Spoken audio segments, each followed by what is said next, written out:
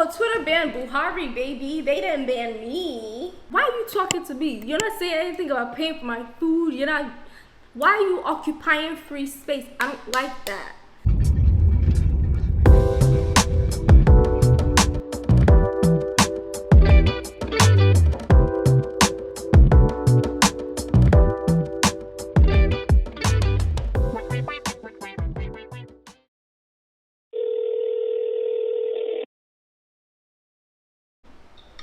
Let me tell you about my life the past 2 days, cause first night I got in here, you know, I had the light, NEPA light, then I had the inverter. You know, Daddy London was hyping me up. He was like, yeah, it's like you wouldn't even notice that there's no light. Yeah. So I'm like, we all cheer. I had turned on the light with the chandelier. I had all the lights on. I had AC on. I really thought I was that girl. Tell me why 2 nights ago, I started hearing beep, beep, beep. Middle of the night, son.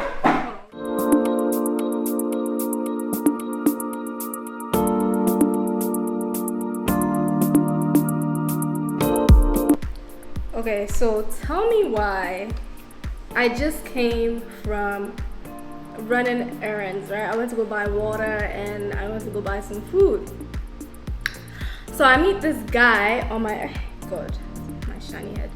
I meet this guy while I'm running errands. He's this like older Nigerian man, and he's like trying to talk to me basically, and I'm just like airing him. Then I get to the food place, and guess who shows up? Him. And then he keeps trying to talk to me. He's asking me all these questions, telling me, oh, what do you do? You're a writer. Come work for me. This, that, and the third. And I'm like, bruh, you ask a lot of questions. And then in my head, I was like, if this man, why are you talking to me? You're not saying anything about paying for my food. Why are you occupying free space? I don't like that. When my food finally arrives, I got like suya chicken. He's like, let me pay for it. I'll pay for it. He's telling them I'll pay for it. I'm like, do I have to put anything out? Like, do I owe you anything? And he's like, of course, nothing comes for free. I'm like, nigga, please. Like, you know I'm a boss. I could pay for my own food. I don't need you. Then I take out, hey, good. Then it's time for me to pay. My food is ready. So I tell him, never mind. I tell the girl, like, bring the machine, bring the POS. You know, it's my boss, bitch. So I give this girl my card, and bruh, my shit declined. And before I could even do anything, he gave the girl the money, and he's like, just don't worry about it. I know he was feeling himself. He's like, don't worry about it. And he turns to me, he's like, you know it's because of me that your card didn't work, right? He's like, I'm a very powerful man. Mind you, prior to this, he'd been telling me he was rich, he's this, he's that, and I'm just like, bro, you are exhausting is what you are. And when he said that, I was like, bro, I was really thinking in my head, like, nah, like, I have money in this card. Like, this is impossible. As of last night, money was transferred into this account. It's impossible. I'm scared as hell. I'm walking home and I'm like, bruh, I really hope I don't get home to a zero balance, because I don't understand what's going on. I got home. I just got home. I checked my account, and the money's there. Like, everything's there. This has not happened since I've been using this account, since I've been using this card. This has not happened. It be things in Kombe, inside this country, in Kombe. That's number one. Anyways, so Nigeria has banned Twitter. I have friends who are just like, why are you here? And who are like, I don't think that you should stay. I think that you should probably start making your exit plan right now. And I think, you know, before I was debating, I was kind of in between. I was like, okay, but you know, like, what about all the people, other people here? And I think that I just wasn't not even that I wasn't afraid. I am afraid, but I feel like I didn't want to give in to the fear, so to speak. But I also feel like a part of that could just be my own naivety, like a part of it could just be me being naive, because I have not lived through a lot of the like crazy stuff that happens in Nigeria. A lot of this is my privilege and things like that, but even now I'm in a weird space.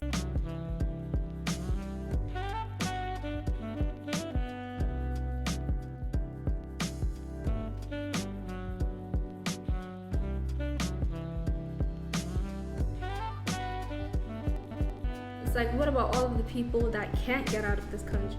I used up all the juice in the inverter. So I slept, no fan, no AC. I didn't even sleep. I couldn't sleep. So I was sweating bullets. It was like 2 a.m. I was sitting there staring at the wall. Jenna, I now know how to put generator on.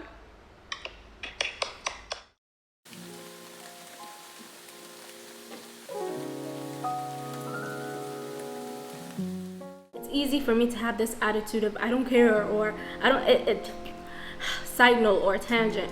When the men here talk to you, they believe that you should hold whatever they say as important. Like, that's men everywhere, but especially I think in deeply patriarchal and misogynistic societies, that's even more true. It's like all their lives they're raised to believe that they're going to select a woman in the future, and so all your life as a woman, all you're doing is preparing yourself to be selected. And also here, men earn way more than women, and so there's also the economic restrictions that are placed on women that unfortunately makes a lot of women dependent on men and on marriage as like a survival mechanism.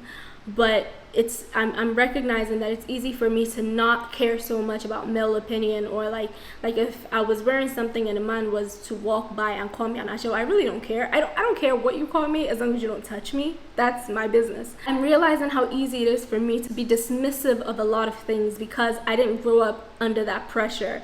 And I think living in the diaspora protects you in some regard, in that, yeah, you might have some family members here and there, but the bulk of your family and your community is really not there. But here, you know, everyone is here. And so maybe you're a man who never really wanted to get married, or who's unhappy in his marriage. You don't want to, or a woman who's unhappy in her marriage. You don't want to leave because there's still that thing where most of the people around you will talk about you, will gossip about you, will ostracize you, or may ostracize you. You know, the pressure to be nonconformist, or the consequences for being nonconformist, I think are far greater living here.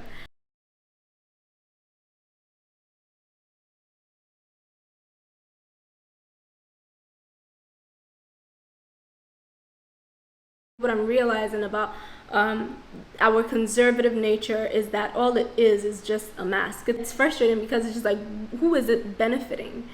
And also oppression and intimidation and just abuse is so intricately, it is woven into the fabric of the society, and it's really upsetting because on every other corner there is a church. Let me just put this here. No, it's unstable. Okay, so yeah. So I actually wrote a note down where it said that I'm learning to be less critical of people that are bound and tied by what would people sayism, because like I just said, it's a lot harder to be nonconformist here. But honestly, I feel like that might not be true, and that there might be one or two friends who grew up in Nigeria and who I've interacted with who might disagree with me. I think that sometimes I allow my frustrations of the system to take over, and that I end up not being so uncritical of certain practices and things of that nature. I think what the truth is that I am learning to understand it better. I don't know if I'm yet at the point where I'm no longer critical of it, but I'm starting to see it